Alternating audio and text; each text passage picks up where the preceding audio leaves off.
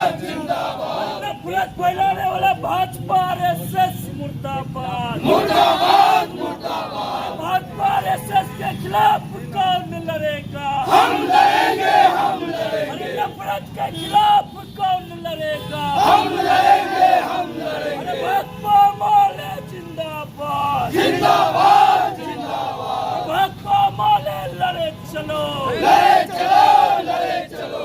दंगाइयों को गिरफ्तार करो, गिरफ्तार करो, गिरफ्तार करो। अरे दंगा फैलाने वाला बजरंग दल के कार्यकर्ताओं को गिरफ्तार करो, गिरफ्तार करो, गिरफ्तार करो। आरएसएस बीजेपी मुर्दाबाद मुर्दाबाद मुर्दाबाद। नीतीश कुमार जवाब देना होगा, देना होगा, देना होगा। बिहार में सांप्रदायिकता नहीं सहेंगे, नहीं सहेंगे, नहीं सहेंगे। हल्ला बोल, हल्ला बोल। और आरएसएस बीजेपी काम डाउन।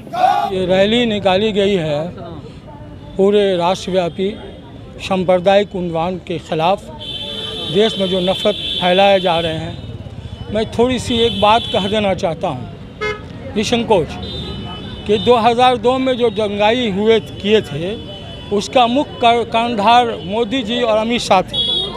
आज वो केंद्र में शासित हैं और उनकी मंशा शुरू से लोगों को मालूम है।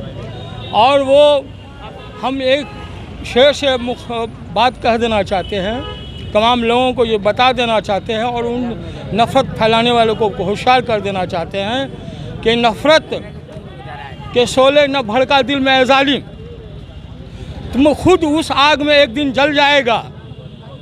मज़हब की बुनियाद प्यार पर रखा है, कोई तलवार पर रखे तो क्या होगा? हर तरफ जुल्म का बाजार गर्म है, इंसानियत शर्मिंदा है।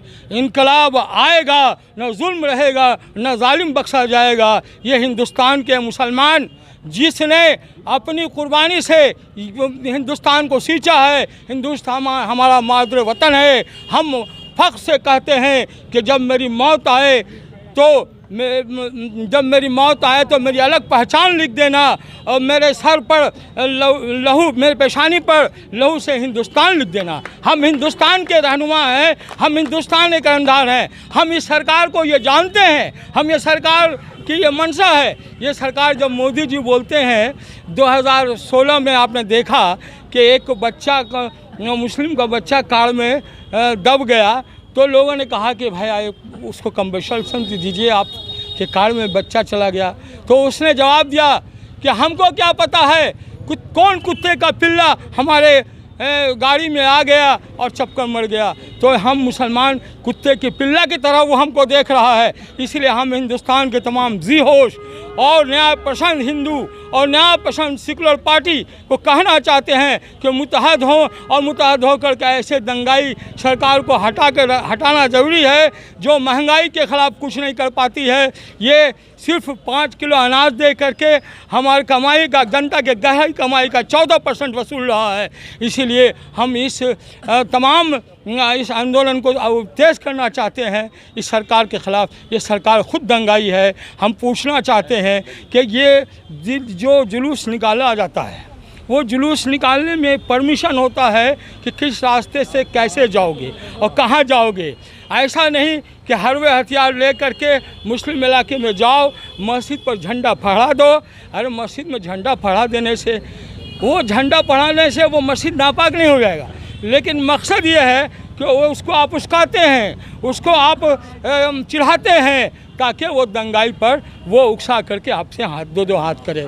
इसलिए ये जुल्म के ख़िलाफ़ हमारा भारत जो है सो हमारे भारत के लोग न्याय प्रिय हैं, सेकुलर पसंद है। हमको उम्मीद है, हमारे भाकपा माले को उम्मीद है, हमारे इंसाफ पार्टी को भी उम्मीद है कि हम तमाम ये संगठन को एक जोड़ करके और इस जुल्म, इस जालिम सरकार दंगाई सरकार को हटा देने के लिए अथक कोशिश करेंगे। क्योंकि हम लोग शुरू से भाईचारे पर, मानवता पर विश्वास करने वाले लोग हैं। हम चाहते हैं हमारा देश अमन और चैन के साथ रहे, हम भाई भाई रहें यहाँ और मानवता पर विश्वास करें, ना कि किसी जाति धर्म के आरे में आके अपने दिलो दिमाग में कट्टरता पैदा कर लें और मानव विरोधी हो जाएं, इंसान इंसान का खून करे। ये बिल्कुल ही गलत है। और मैं चाहता हूँ, अपने युवाओं से अपील करना चाहता हूँ कि हम सवाल करें सरकार से बेरोजगारी पर, हम सवाल करें सरकार से शिक्षा पर, हम सवाल करें सरकार से महंगाई पर। आज आप देख लीजिए पेट्रोल का क्या आलम है, डीजल कहाँ पहुँच गया, गैस सिलेंडर की क्या स्थिति है। गरीब आदमी को खाने का मोहताज है। आप कहते हैं मैंने गरीबों को मुफ्त में गैस सिलेंडर बांटा। आज गरीबों के घर में आप जाकर देखिए, गैस सिलेंडर कोने में पड़ा हुआ है और वो गरीब लोग फिर वही लकड़ी को पत्ते को चुनकर घर में खाना पकाती है। जब गैस 300 रुपया का था तो स्मृति ईरानी रोड पर खड़ी होकर सिलेंडर के साथ विरोध करती थी कि महंगाई बहुत हो गया। आज 1100 का गैस सिलेंडर है। मैं पूछना चाहता हूं वैसे लोगों से जो 250 के गैस का विरोध करते थे, आज वो कहाँ हैं। बाबा रामदेव कहते थे 35 का पेट्रोल मिलेगा, आज 118 का पेट्रोल है। बाबा रामदेव कहाँ, मैं पूछना चाहता हूँ। एक साइकिल पर बोरा बांधकर व्यापार करने वाला 2014 के बाद 100 करोड़ का मालिक बन जाता है। इससे ये साबित होता है कि ये सरकार पूंजीपतियों का समर्थन करती है, ये सरकार पूंजीपतियों को बढ़ावा देती है और गरीब दलित और मुस्लिमों के साथ अत्याचार करती है, जिसका मैं और मेरी पार्टी खुले तौर पर विरोध करती है। और संवैधानिक दायरे के हिसाब से हम ऐसे चीज़ पर आंदोलन करते रहेंगे, विरोध मार्च करते रहेंगे। जो श्री राम जी के इस पर बनाया जाता है बहुत ही बेहतरीन तरीके से पहले बनता था, लेकिन इस बार देखा गया है 2014 के बाद इस रामनवमी की जुलूस में हाथों में हथियार लेकर, पिस्टल लेकर किसी एक समुदाय के इलाके में जाकर रुक जाना, फिर मस्जिदों पर भगवा झंडा फहराना, देश को दंगा के माहौल में बदल देना, इस उद्देश्य के खिलाफ हम लोग यहाँ पर रैली लेकर खड़े हुए हैं और सरकार से मांग करने के लिए खड़े हुए हैं कि इस तरह से उन्वादी ताकतों पर रोक लगाया जाए। आरएसएस बजरंग दल वाले लोग जो हिंदू मुसलमान पर दंगा फैलाने का काम करते हैं उन पर FIR दर्ज हो, जो भी लोग इसमें संलिप्त है उन पर उचित कानूनी कार्रवाई की जाए। अच्छा, एक सवाल, अगर हमारी बातों को आगे नहीं मानेगी तो मैंने पहले भी कहा आपको कि संवैधानिक तरीके से जो लोकतंत्र में हमारा अधिकार है उस अधिकार को लेकर हम जनता को एकजुट करके, युवाओं को एकजुट करके सरकार के खिलाफ एक विशाल मोर्चा खोलेंगे और लगातार सड़कों पर आंदोलन करेंगे। सदन तक हमारे पार्टी के नेता आंदोलन करेंगे। जब तक हमारा मांग पूरा नहीं होगा, हमें हक अधिकार नहीं मिलेगा, मानव को मानव नहीं समझा जाएगा, हम विरोध करते रहेंगे और सरकार को झुकना पड़ेगा। क्योंकि जब आंदोलन तीव्र होता है, तेज होता है, तो सरकार को झुकना पड़ता है। क्या नाम है आपका? मुबश्शिर अहमद, इनकलाबी नौजवान सभा। बहुत बहुत धन्यवाद।